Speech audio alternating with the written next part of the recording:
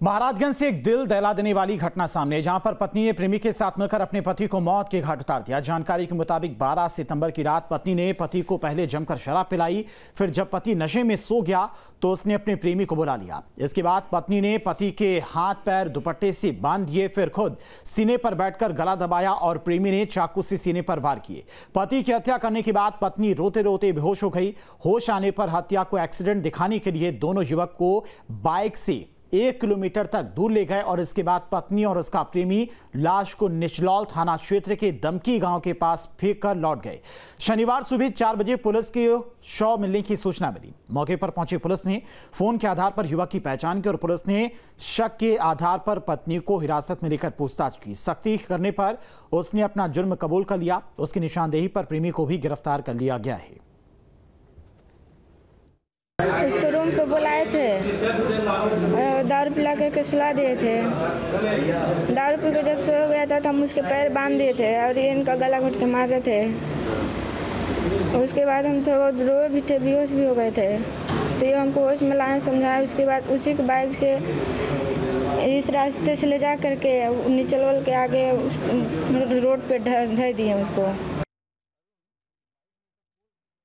घटना वाले दिन फ़ोन करके बुलाई, उसके बाद उसको शराब पिलाकर और उसको सुला दिए, फिर उसके बाद उसका गला दबाकर मार दिए। हम लोग को बहुत टॉर्चर करता था, हमारे घर वालों को भी टॉर्चर करता था, मारने के लिए धमकी देता था। थाने निचलौल पर ये सूचना प्राप्त हुई कि एक व्यक्ति का शव दमकी गैस एजेंसी के पास में पड़ा हुआ है। इस पर तत्काल पुलिस फोर्स मौके पर पहुंचती है और सबको अपने कब्जे में लेती है। पोस्टमार्टम हेतु सबको भेजा जाता है। पोस्टमार्टम रिपोर्ट में थ्रॉटलिंग स्पष्ट होता है। इसके बाद में गहनता से जांच की जाती है। गहनता से जांच में 2 अभियुक्तों के बारे में स्पष्ट जानकारी होती है। मृतक की पत्नी नेहा और जितेंद्र, इन दोनों की भूमिका स्पष्ट होती है। इन दोनों के द्वारा स्वीकार किया गया है कि प्रेम संबंध में इस घटना को कारित किया गया है। प्रेम में बाधा बनने और तलाक न देने के कारण इनके द्वारा घटना को अंजाम किया गया है।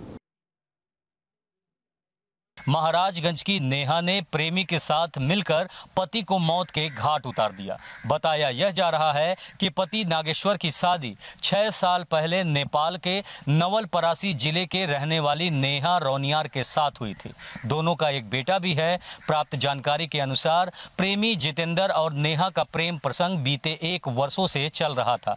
पति के जानकारी होने पर बात विवाद हुआ और पत्नी नेहा पति को छोड़ अपने बेटे को साथ लेकर महाराजगंज में किराए के मकान में अपने प्रेमी के साथ रहने लगी।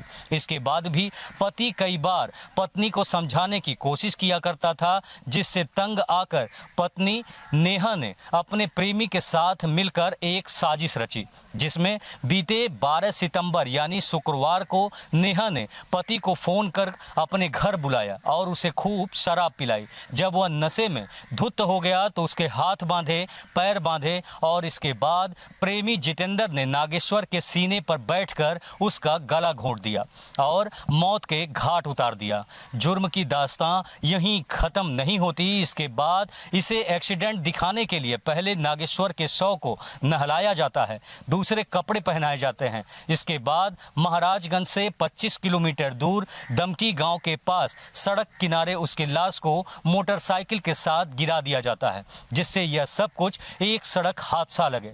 अगली सुबह पुलिस को सड़क किनारे नागेश्वर की लाश बरामद होती है। पहले तो यह सड़क हादसा ही लगता है, लेकिन नागेश्वर के पिता ने इसे पत्नी नेहा का करतूत की आशंका जताते हुए पुलिस से गहनता से जांच कराने की मांग की और इधर दोनों हत्यारों ने मुंबई भागने की फिराक में लगे रहे कि इससे पहले पुलिस ने उन दोनों को धर दबोचा।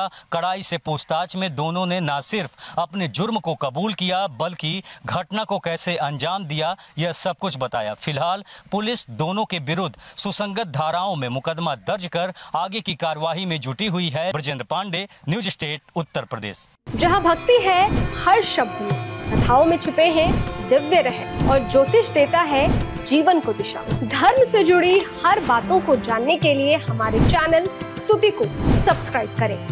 चैनल पर जाने के लिए इस लिंक पर क्लिक करें।